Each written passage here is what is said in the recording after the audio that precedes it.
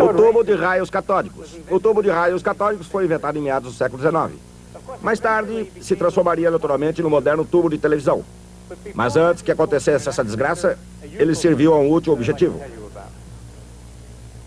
É o que vamos ver. Este é um tubo de raios catódicos particularmente simples. Ele consiste de um tubo de vidro no qual se faz vácuo com 2 eletrodos no interior. Agora eu vou aplicar 20.000 volts nesses 2 eletrodos. Antes, vou apagar as luzes para que possam ver o que acontece. Bem, como podem ver, seu interior é fulgurante. Também podemos observar que essa cruz de malta projeta uma sombra na extremidade.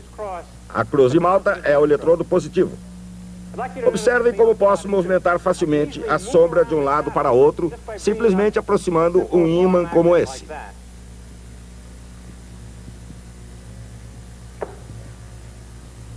Certo? Vamos começar do começo. Acreditava-se que essa fulguração fosse um feixe de partículas carregadas porque ela podia ser facilmente desviada com um ímã comum.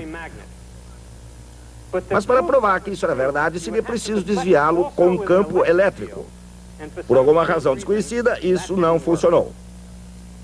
Foi então que apareceu um cientista britânico chamado J.J. Thomson.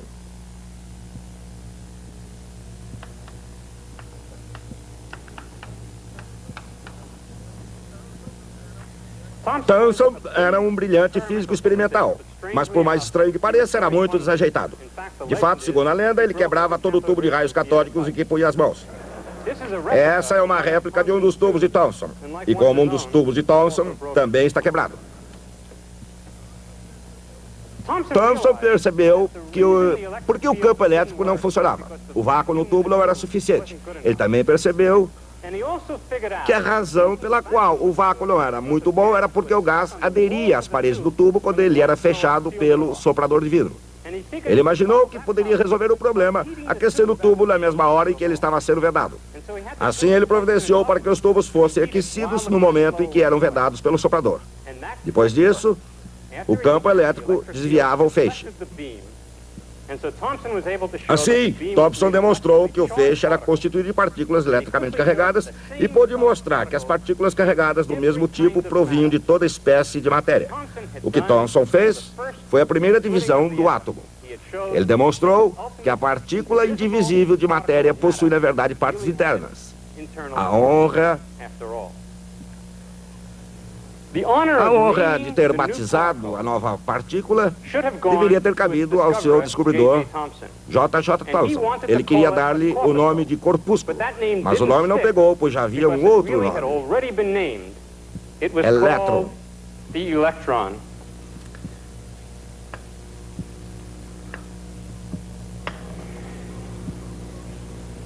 Assim, J.J. Thomson dividiu o átomo e descobriu o elétron cozinhando seus tubos. Esse nome, elétron, deu início a uma tradição na física. A tradição de se dar a unidades individuais nomes que acabam em ONS. Assim, por exemplo, a unidade individual da luz é um fóton. A unidade do som é chamada fônon. A unidade de matéria é um próton. Temos ainda os nêutrons e assim por diante. De fato, os sociólogos descobriram recentemente que até mesmo as populações humanas possuem unidades individuais, chamadas persons.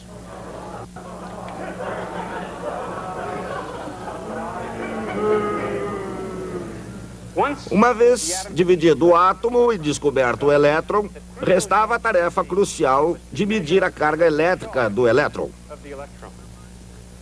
Esse trabalho foi feito em uma das experiências clássicas da física, pelo grande experimentalista americano Robert Andrews Millikan. Um pequeno recipiente de óleo. Uma panela de ferro resistente. Energia suficiente. Uma pitada de disciplina. Um pouco de criatividade. E talvez um toque de genialidade. Esses foram os ingredientes essenciais na receita experimental do físico. O cientista Robert A. Millikan. O feito, a medição do valor da carga do elétron. O tempo de preparo, quase meio século.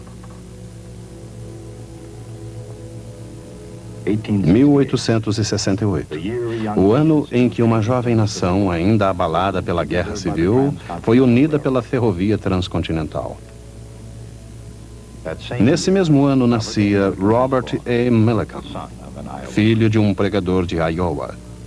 Ele estudou os clássicos no Oberlin College, em Ohio. Mais tarde, como não havia uma vaga para ensinar latim ou a história da Grécia Antiga, ele tornou-se instrutor de física elementar. Pareceu promissor. A Universidade de Columbia lhe concedeu uma bolsa de pesquisas em física, a qual ele perdeu após o primeiro ano. Isso o fez duvidar, mas não desistir de sua habilidade como cientista. Voltou então ao Centro-Oeste, onde estudou com Albert A. Michelson na Universidade de Chicago.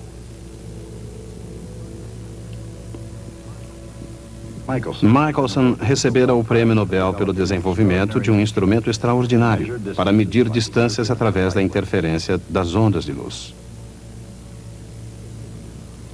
Millikan desejava mais do que passar um verão em Chicago. Ele queria iniciar ali sua carreira na física. Para se preparar ainda melhor, ele visitou inúmeras universidades e laboratórios famosos no Velho Mundo.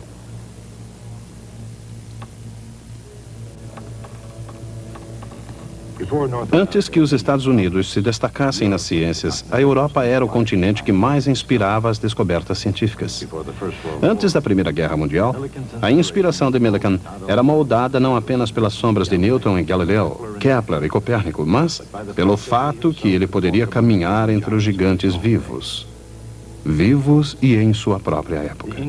O inglês William Hansel, descobridor do hélio, do neon, do xenônio e do criptônio, Wilhelm Röntgen, o alemão descobridor do raio-x, Guglielmo Marconi e Karl Braun, que desenvolveram o telégrafo sem fio.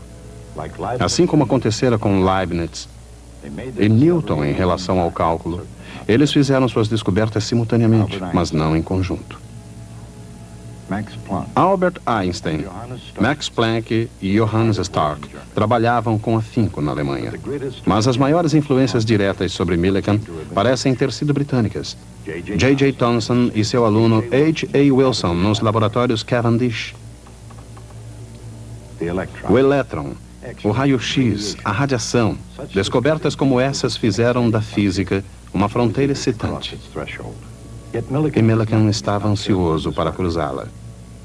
Mas Millikan era cuidadoso no seu trabalho. Mais de 10 anos ainda se passariam antes que ele começasse a deixar sua marca no mundo da física.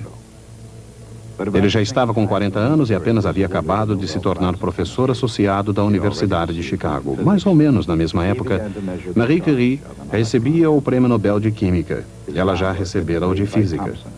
Ele começou a medir a carga de um elétron. A base do seu trabalho fora assentada por Thomson, também laureado com o Prêmio Nobel em 1906 por suas investigações sobre a condução de eletricidade em gases. Esse inglês brilhante havia descoberto o elétron e desenvolvido o método da câmara de névoa para medir sua carga. Essa câmara foi inventada para estudar as nuvens atmosféricas, mas nas mãos de Thomson e de seu colega H.A. Wilson, ela fugiu à sua finalidade original. Uma súbita expansão de ar, saturado com vapor d'água, forma nuvens. Quando existem partículas de poeira, nas quais possa se condensar, esse vapor supersaturado também se condensa nos íons, partículas eletricamente carregadas, criadas por um tubo de raio-x. Cada gota d'água teria a carga elétrica de um único elétron. Com essa visão, Thomson e Wilson decidiram determinar a carga média de uma gota média. O método da câmara de nuvens era muito difícil. As experiências que envolviam a medição da velocidade de queda da nuvem num campo elétrico estavam sujeitas a inúmeras incertezas. Mesmo assim, finalmente conseguiram obter uma estimativa da carga do elétron. Somente uma estimativa. Mas ela estava correta em sua ordem de magnitude. Para um homem como Robert A. Millikan, era uma porta aberta para o seu talento específico, a medição precisa de quantidades físicas fundamentais. Millikan repetiu suas experiências na Universidade de Chicago. Para ionizar a nuvem gasosa na câmara, ele usou primeiro raio-x e depois pequenas quantidades de rádio. Depois tentou um campo elétrico mais poderoso na câmara. Se desse certo, ele seria suficientemente poderoso para equilibrar a força da gravidade e manter a nuvem suspensa, imóvel. Tudo isso era simples no papel, mas na prática havia um pequeno problema. Com forças elétricas tão poderosas na câmara, a nuvem de vapor d'água desaparecia rapidamente. Mas Millikan fez desse problema uma vantagem. Quando o campo elétrico era ligado, gotas individuais se mantinham visíveis. Millikan pensou então em medir as gotas individualmente e não a nuvem inteira. Se fosse possível fazer medições dessas gotas, os efeitos dos elétrons individuais poderiam ser determinados. Uma ideia brilhante, mas com um problema. A água se evapora.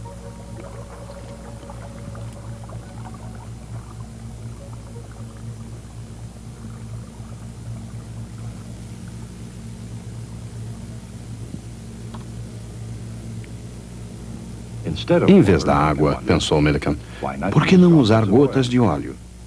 O óleo, ao contrário da água, não se evapora. Em 1907, na Universidade de Chicago, ele começou a obter resultados.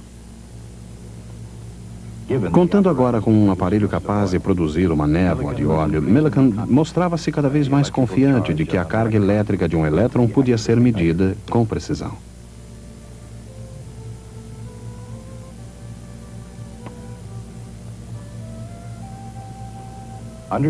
Sob sua orientação, Harvey Fletcher, um estudante da Brigham Young University, sugeriu um vaporizador.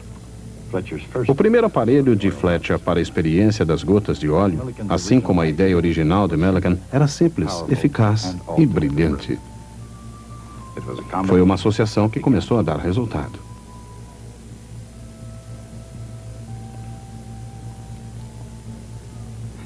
A essência da experiência é aplicar um campo elétrico a uma gota de óleo carregada com eletricidade. E, em seguida, analisar o resultado, utilizando a poderosa equação de Newton. F igual ma. A massa da gota, vezes a aceleração, é igual à soma de todas as forças que agem sobre ela. Mas que forças agem sobre uma gota de óleo em movimento de queda? A força da gravidade, é claro, e o efeito da viscosidade. Uma gota de óleo, mesmo que isso ocorra apenas num milionésimo de segundo, tem a aceleração de um corpo em queda livre.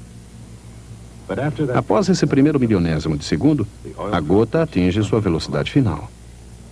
Como qualquer esfera caindo através de um fluido viscoso, ela cai com velocidade constante.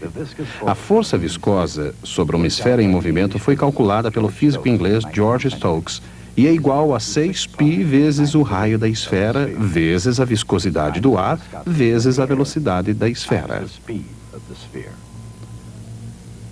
Rapidamente, a velocidade aumenta até que a força viscosa seja suficiente para equilibrar a gravidade.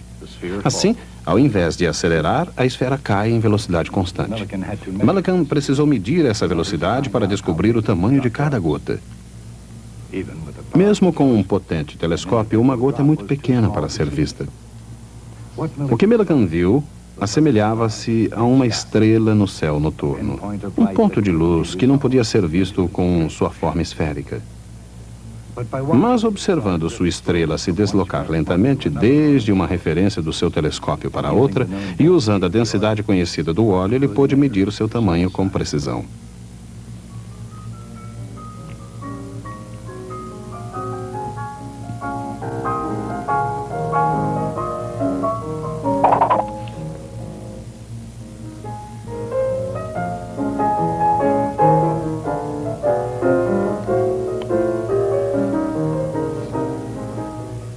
Agora ele podia ligar o campo elétrico e criar uma força elétrica dada pelo produto do campo elétrico pela carga da gota. Essa era a carga que Millikan estava procurando. Seja ela devido a um único elétron ou a um pequeno número deles, ela seria um múltiplo inteiro da unidade fundamental de carga elétrica. Com a força elétrica, ele podia impulsionar a gota para cima até que ela atingisse novamente uma velocidade constante. Juntamente com a velocidade medida, com o campo desligado, a nova velocidade lhe proporcionou tudo o que necessitava para encontrar a carga.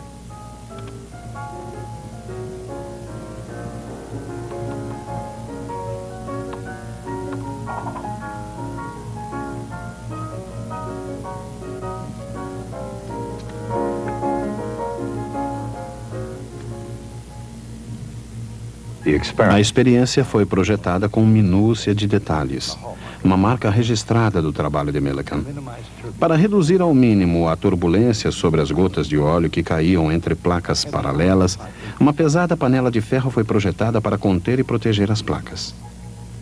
O ar era filtrado com lã de vidro antes de entrar no vaporizador, que deveria lançar a mais fina possível nuvem de gotas de óleo na câmara. Mesmo a luz que iluminava as gotículas foi pesquisada. Uma solução de sulfato de cobre e um tubo de água de 1 metro de comprimento deveriam remover o excesso de calor produzido pela luz.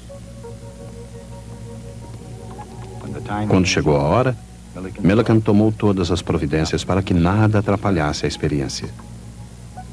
Cronômetro na mão, durante horas ele observou através de seu telescópio o que acontecia dentro da câmara. Bem no coração da câmara, ele veria uma única gota de óleo carregada de eletricidade brilhando como uma estrela. Sob a influência da gravidade e da viscosidade, a gota deveria cair. A pequena estrela deveria cair, alcançando a referência superior do telescópio. Aí,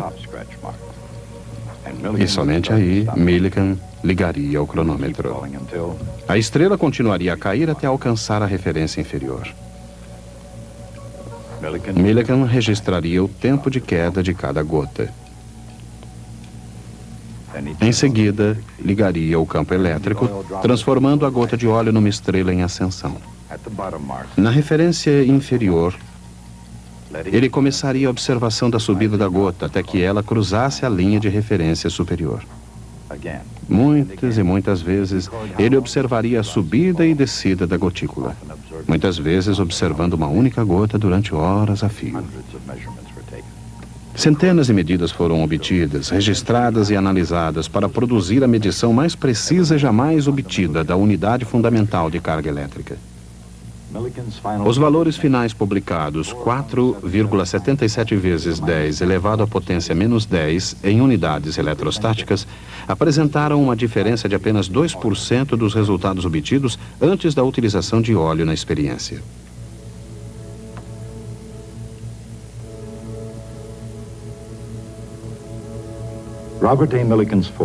O ponto forte de Robert A. Millikan era a precisão. uma capacidade de detectar e eliminar erros e, com extraordinária diligência e criatividade, aperfeiçoar os instrumentos já existentes. Em pronunciamentos públicos, e foram muitos em sua vida de estadista, da comunidade acadêmica, ele usou todas as oportunidades para exaltar o método científico. A responsabilidade do cientista era fazer medições sem tendências, deixando que a natureza oferecesse as respostas. A tarefa do cientista é fazer as medições, não importa o quão penosamente, e publicar tudo o que for obtido. Determinar a significância dos dados era a tarefa dos colegas cientistas. Os colegas de Millikan compreenderam o significado do seu trabalho. Em 1923, ele tornou-se o primeiro americano nato a receber o Prêmio Nobel de Física. Millikan seria o diretor do Instituto de Tecnologia da Califórnia, uma instituição americana, e se tornaria ele próprio outra instituição. Seu nome tornou-se e permanece ainda hoje um sinônimo de progresso científico. Na primeira metade do século XX, sua imagem, junto com a de Albert Einstein, era a do mais famoso físico da América do Norte.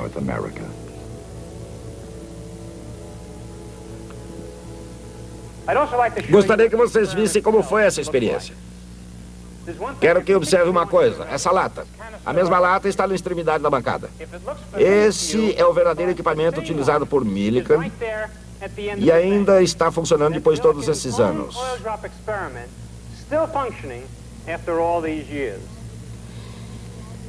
Agora tenho algo verdadeiramente extraordinário que gostaria que vissem.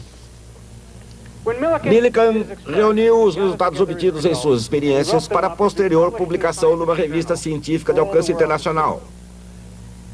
Mas antes disso, ele precisava de um lugar para anotar os resultados das experiências no momento em que elas aconteciam. As anotações foram feitas nesse caderno. Não havia intenção de se mostrar esse caderno a ninguém. Era apenas para uso de Millikan. Esta página tem a data de quarta-feira, 20 de dezembro de 1911.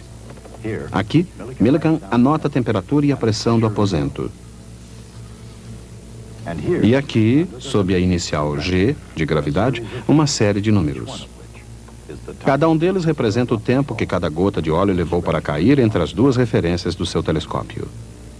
Numa coluna semelhante, sob a inicial F, o campo elétrico e, novamente, o tempo consumido na queda de cada gota de óleo.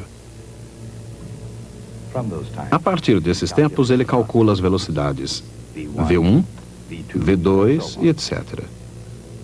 Usando essas velocidades, ele encontrou o logaritmo de V1 mais V2. Assim, ele pôde acrescentá-lo à metade do logaritmo de V1. E, finalmente, Millikan chega ao seu resultado. Em seguida, escreve: este é um resultado quase exatamente correto. Como podia ele afirmar isso? Admitia-se que ele estivesse procurando uma constante fundamental da natureza cujo valor não sabia com antecedência. Por que ele diz, isto está correto? Em outra página ele escreve, beleza. Nesta página, beleza, publicar. Em outra, muito baixo, alguma coisa está errada. Aqui uma nota muito reveladora. Não muito certo da distância, 1,273. Essa é a questão. Quando obtém um resultado que não lhe agrada, ele não o joga fora. Isso seria uma fraude. Em vez disso, examina os instrumentos para ver se há algo errado. Então, sim, ele tem uma boa razão para jogá-los fora. Naturalmente, quando obtém um resultado do seu agrado, não examina o equipamento com tanto cuidado para descobrir por que deu certo.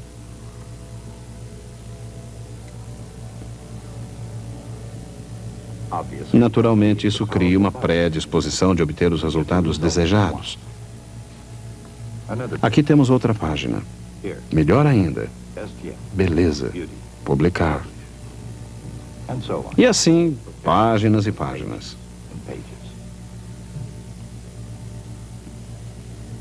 Isso não quer dizer absolutamente que Robert Millikan foi um mau cientista. Não foi. Ele foi um grande cientista. Mas, ao examinarmos essas anotações, podemos ter um breve relance de como a ciência é realmente praticada. O que Millikan fazia não era fraude. Ele usava seu julgamento científico. E, de fato, é preciso que seja assim, porque ninguém jamais tropeça numa descoberta científica. Cada descoberta ocorre durante uma experiência que foi minuciosamente projetada para produzir os resultados que o cientista espera obter. E o cientista sabe que muito provavelmente a fama virá no caso de uma grande descoberta. Assim, o que impede que alguém faça uma descoberta que não é verdadeira?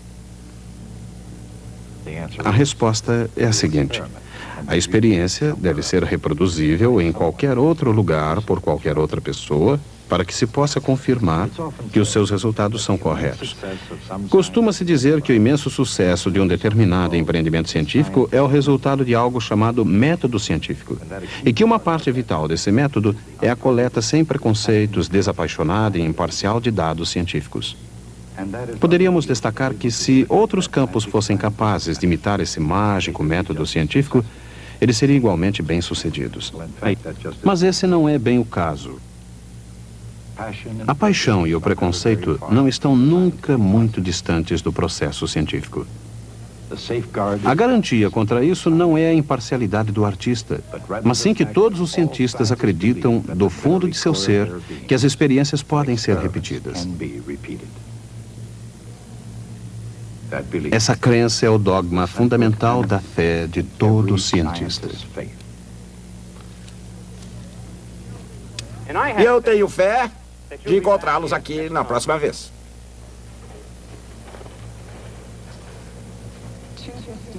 Até hoje, a experiência da gota de óleo de Robert A. Millikan permanece como uma das medições clássicas na história da física.